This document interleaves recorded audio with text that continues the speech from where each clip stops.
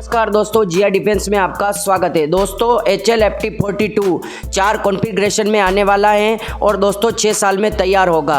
जी हाँ दोस्तों, राज्य के स्वामित्व वाली हिंदुस्तान एरोनॉटिक्स लिमिटेड HL द्वारा प्रस्तावित Hindustan lead in fighter trainer HLFT42 4 configuration में आएगा, क्योंकि अगली पीढ़ी के जेट ट्रेनर को न केवल भारतीय वायुसेना इंडियन एयरफोर्स के लिए विकसित किया जाएगा, बल्कि निर्यात बाजार की आवश्यकताओं को ध्यान में रखते हुए भी इसको विकसित किया जाएगा।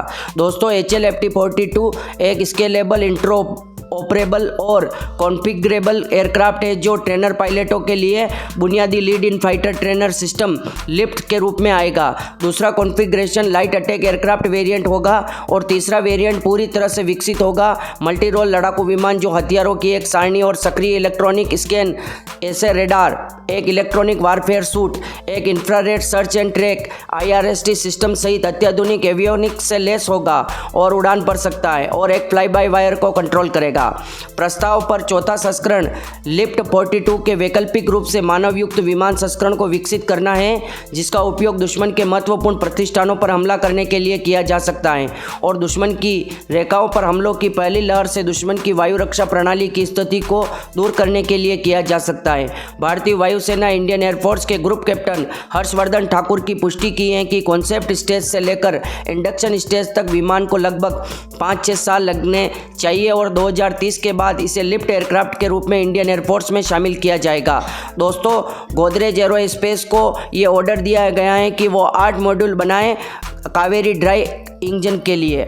दोस्तों इसके आफ्टर बर्नर पर भी काम किया जा रहा है, जो 73 किलो न्यूटन थ्रस्ट देगा आफ्टर बर्नर के बाद। तो दोस्तों कावेरी ड्राइव इंजन ने पूरी तरह से परीक्षण पूरे कर लिए हैं और परीक्षण सारे सकारात्मक रूप से सामने आए हैं।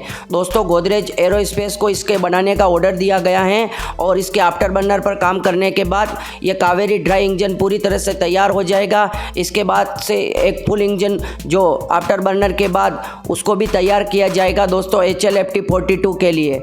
दोस्तों इस ट्रेनर सुपरसोनिक विमान के लिए कावेरी इंजन का उपयोग किया जाएगा, जो 73 किलो थ्रस्ट देगा और पूरी तरह से इस विमान के लिए ही उपयोग किया जाएगा। दोस्तों तेजस एयरक्राफ्ट में कंपोजिट मटेरियल का उपयोग किया गया है और बहुत से ऐसे फीचर्स हैं जो 5th जनरेशन या 4.5 जनरेशन के एयरक्राफ्ट में होते हैं। तो दोस्तों इस स्थिति से तेजस एयरक्राफ्ट महंगा रहता है और दोस्तों दूसरे देशों को ऐसी क्वालिटी नहीं चाहिए, बस उनको सस्ता एयरक्राफ्ट चाहिए अपने ट्रेनर विमान के लिए। तो दोस्तों उनके लिए इस प्रकार के HLFT42 विमान को 4 वेरिएंट में बनाया जाएगा। तो जिस तरह के वेरिएंट की आवश्यकता होगी निर्यात बाजार में, उस तरह वेरिएंट को बेचा जाएगा। दोस्तों HLFT42 में एमका की तरह फ्रंट ओपनिंग कैनोपी कॉन्फ़िगरेशन की सुविधा भी होगी। दोस्तों आगामी next generation supersonic trainer Hindustan lead in fighter trainer HLFT42 के HL स्टॉल पर प्रदर्शित वीडियो में तेजस MK1A प्रोग्राम में साइड ओपनिंग कैनोपी विंडशील्ड के बजाय फ्रंट ओपनिंग कैनोपी विंडशील्ड दिखाई देगा। भारत के 5वीं पीढ़ी के एमका फाइटर जेट ने भी फ्रंट ओपनिंग कैनोपी कॉन्फ़िगरेशन का विकल्प चुना है, क्योंकि HLFT42 डिज़ाइन अभी भी परिवर्तन और सुधारों के दौर से गुजर रहा है।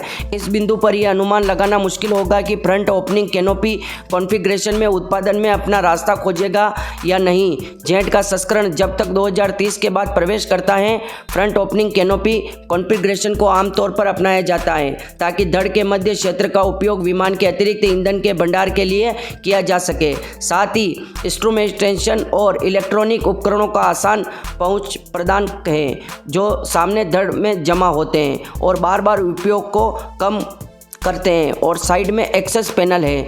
दोस्तों इसको और भी इसके आकार में परिवर्तन किया जा सकता है जिस प्रकार से आवश्यकता होगी।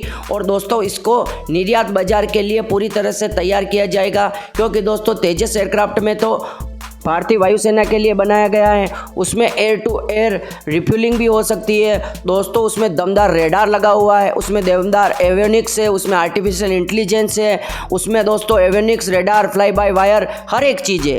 तो दोस्तों उसी क्वालिटी की बनाई है जो दोस्तों 5th जनरेशन फाइटर जेट में होती हैं, क्योंकि दोस्तों तेजस एयरक्राफ्ट हमारे लिए चाहिए था, ना कि दोस्तों हमने उसको निर्यात के हिसाब से बनाया है दोस्तों। इसलिए हम हमारे तेजस एयरक्राफ्ट में इतनी खूबियाँ होने के कारण वो दूसरे जो FA-50 है कोरिया का एयरक्राफ्ट और JF-17 है ये चाइनीज़ एयरक्राफ्ट इनसे थोड़ा महंगा था। तो दोस्तों अब हम जो FA-50 HLFT-42 एयरक्राफ्ट बना रहे हैं ये FA-50 की तुलना में सस्ता होगा। जैसा निर्यात बाजार को चाहिएगा, जैसा जिस देश को आवश्यकता होगी उस तरह का एयरक्राफ्ट हम उनके सामने रख देंगे। हमारे पास 4 वेरिएंट होंगे दोस्तों। किसी को केवल ट्रेनर एयरक्राफ्ट चाहिए, उसमें ज़्यादा रेडार की आवश्यकता नहीं, एयर टू एयर रिफुलिंग की भी आवश्यकता नहीं, बस उनको सस्ता चाहिए और ट्रेनर एयरक्राफ्ट चाहिए तो उस तरह का वेरिएंट भी होगा। किसी को मल्टी रोल लड़ाकू विमान चाहिए, उसमें एवियोनिक्स रेडार सारी चीज़ें होनी चाहिए तो उस तरह का वेरिएंट भी होगा। फिर भी तेजस की तुलना में ये सस्ता होगा।